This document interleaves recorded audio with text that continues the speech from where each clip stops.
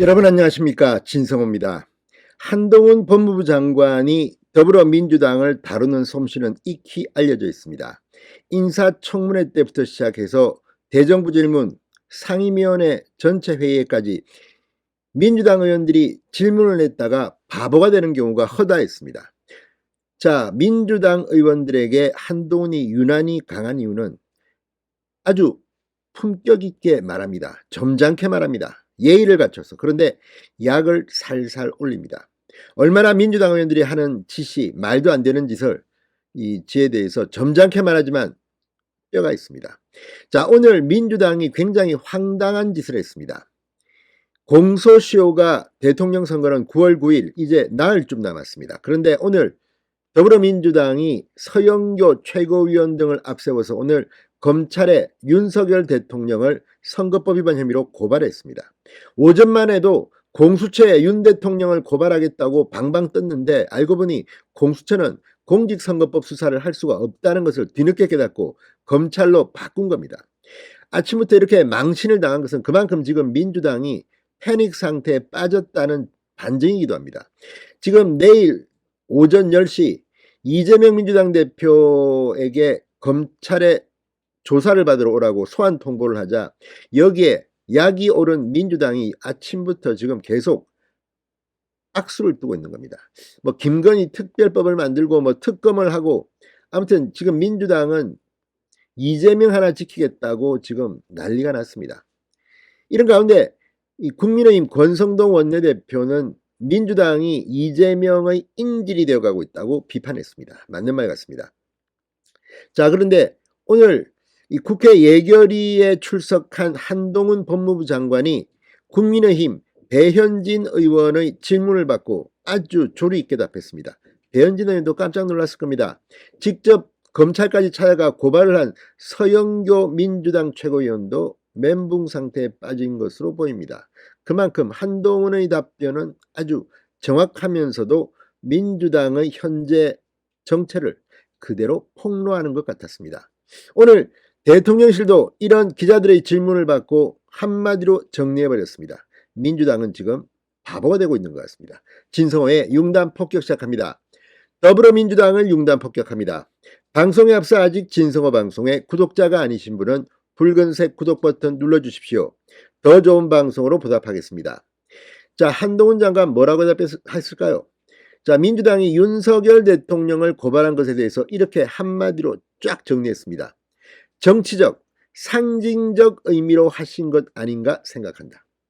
정치적, 상징적 의미로 하신 것 아닌가 생각한다. 그러니까 아무런 실효도 없는데 그냥 지르고 봤다. 뭐 이런 걸로 해석됩니다. 현직 대통령은 이런 일로 형사소추가 안 됩니다. 그리고 내일 모레 글피 4일 뒤가 공소시효 마감인데 지금 고발한다? 장난치는 겁니까? 윤석열 대통령 망신 한번 주겠다는 것인지 이재명 대표가 궁지에 몰리니까 야, 윤석열 대통령은 수사하지 않고 이재명만 수사한다. 이거를 동네방네 떠들고 싶어서 한 아주 수가 낮은 꾀를 낸 게 아닌가 싶습니다.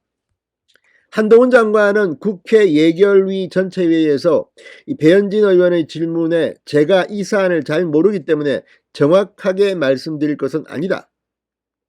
그러면서 이같이 말했습니다. 민주당은 오늘 윤석열 대통령이 김건희 여사의 도이치모터스 주가 조작 의혹과 관련해서 대선 기간 중 허위 사실을 공표했다며 윤 대통령을 공직선거법 위반 혐의로 검찰에 고발했습니다. 자, 이걸 보면 지금 민주당 오늘 긴급의 총회에서 했던 발언들도 그렇고 거의 지금 패닉 상태에 빠진 게 분명해 보입니다. 오늘 한동훈 장관은 자신을 향해 민주당이 탄핵을 하겠다 뭐 이런 데 대해서도 한마디 했습니다. 자, 다수당인 민주당에서 절차에 따라 탄핵을 발의한다면 절차 내에서 당당하게 임하겠다. 니들 마음대로 해보세요. 뭐 탄핵해봐 뭐 이겁니다. 될까요 그게? 자, 지금 윤석열 대통령을 만들었던 추미애 전 장관이 생각난다는 사람들도 있습니다. 마찬가지로 지금 민주당이 한동훈 장관을 탄핵하겠다고 움직이면 또 한동훈의 체급을 키워주는 겁니다. 얼마 전 한국갤럽의 조사에서 이 여권 내 인사들 중 차기 대선 후보 지지율이 가장 높게 나온 사람이 한동훈이었습니다. 누가 키워줬습니까? 민주당이 키워준 게 아닌가 싶습니다. 자, 또 대통령 친인척과 관련해 특검법이 있을 경우 법무부가 적극 협조할 의사가 있느냐? 이 질문에 이 어떤 특검법을 말하는 것이냐? 타당한 특검법이냐 아니냐에 따라 다를 것이다. 한번 해봐라 니들. 망신만 나올 거다 이런 생각으로 답변한 게 아닌가 싶습니다. 자, 한동훈 장관은 민주당의 탄핵공사가 강해질 경우 어떻게 대응할 각오냐고 묻자 저는 세금으로 월급 받는 공직자다. 할 일을 그대로 하겠다. 자르려면 자르세요. 이 바보들아 뭐 이런 취지로 해석됩니다. 자, 오늘 이와 관련해서 오늘 권성동 원내대표가 아주 멋진 말을 했습니다. 민주당은 대선 때부터 지금까지 정치 보복 운운하며 이재명 대표를 결사옹위하고 있다. 이전 대표 이재명 대표는 이러한 프레임을 악용하여 범죄에 대한 소명을 거부하고 정치권으로 복귀했다. 자, 그러면서 대선 패배 2달 만에 보궐선거에 출마했고 당대표까지 왔다. 즉 이재명 대표야말로 정치 보복 프레임의 최대 수혜자라고 페이스북을 통해 말했습니다. 그러면서 반면 최대 피해자는 민주당이다. 정치 보복 프레임에 길들여진 나머지 사법 리스크가 가득 찬 정치인을 당대표로 만들었기 때문이다. 민주당은 이재명 대표의 정치 생명 연장을 위해 스스로 정치적 인질이 된 것이라고 비꼬았습니다. 자, 아무튼 민주당의 꼴이 아주 우습게 됐습니다. 이재명 검찰 소환 하나가 뭐길래 이렇게 방방 뜨는지. 자, 오늘 이 대통령실도 이 질문을 받고 거의 무시해버렸습니다.